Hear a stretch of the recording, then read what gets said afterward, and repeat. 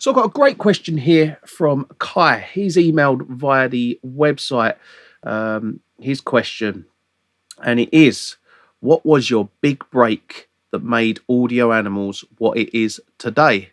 And I remember my big break. I remember our big break and the company's big break like it was yesterday. I can still, to this day, remember exactly, I can picture exactly what it was. I remember the conversation. I remember everything about it because it was this defining moment that took us from it was the defining moment that took us from working on tracks with artists at a kind of a lower level to going to the big time. And it was huge for us as a company. Now, I've said this in plenty of videos before. Like, we used to work with other people, right? We used to work with other studios, and the reasons we left these studios was because we wanted to build our own company. We wanted to build our own list of credits, and that's very difficult to do. When you start a company, the hardest thing is getting the first big client, because you need something. It's very difficult to pick up that massive client. Like, you can pick up lots and lots of little clients, and that's fine, and little labels, but then to step up each kind of tier and get to the very top is very difficult. Because, let's say, for instance, it's a huge Hollywood film. They will look at what you've previously done, and based on what you've previously done, they will work with you. So getting that first big Hollywood film is difficult because it's all based on trust. Are you the guys that can do the mixing or the mastering of this Hollywood film, when there's nothing you've done Hollywood wise as your company before? So that's very difficult. But the big break for us was, so we were I think it was around 2014. We were 2 years in. We started the company in 2012. We were 2 years in, and 2 years in, we were doing great. We turned it into a successful business that was ticking over, and it was going well. We had, let's say, medium tier and lower tier kind of clients. Nothing really too much in the top end, like your A-list, your Hollywood movies, your kind of big pop acts and things like that.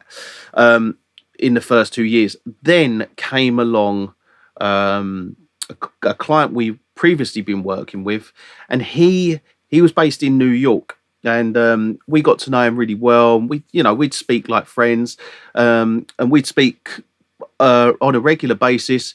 And he was in New York, and he lives over in New York, and he was talking to a guy at his church. And he got introduced to this guy at church. He's a producer. He then somehow managed to land producing the music on Spider-Man 2, and composing on Spider-Man 2. And he then came to us and was like, guys, I've got this job. Can you mix, master all the work that I'm doing for it? And we was like, of course. I mean, like, that's huge. And we, it's one of them things where until it happens, and until it actually is put into the movie, you're very much you sit back and you're like, oh, okay, all right, we'll believe it when we see it.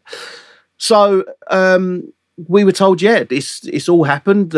We done all work, and he put it out, and it was all kind of confirmed. And yeah, I mean, next thing you know, the movie came out. We watched it was actually the DVD version, and then yeah, it was it was crazy, and we got the credits on for Spider-Man 2, the Amazing Spider-Man 2. It was, yeah, and this was like our big Hollywood movie. Then after getting that, we landed 2 weeks after that came out. We then were contacted by another company who did X-Men. Then we did X-Men. Then after X-Men, we did, God, what was the next one?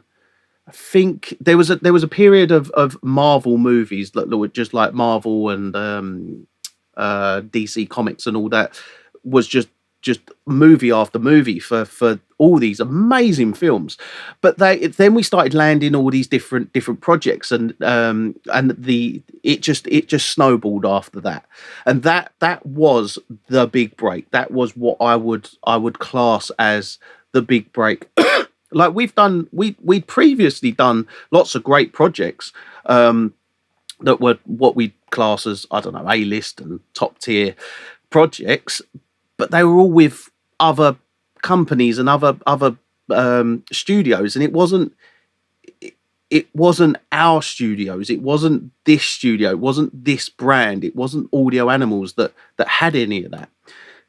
So we kind of started it again, and we wanted to just start from scratch, new set of clients, new list of testimonials and clients and all that sort of stuff. But the big one was when we landed Spider-Man 2, and that was incredible. That was really, really good. And I still speak to the guy who we done work with. We still speak, and I will forever appreciate him coming to us. And we already had that connection. We were already doing his kind of all his other music. This was just another set of songs that were for the purpose of Spider-Man 2. So yeah, that's the story, I guess, of our big break.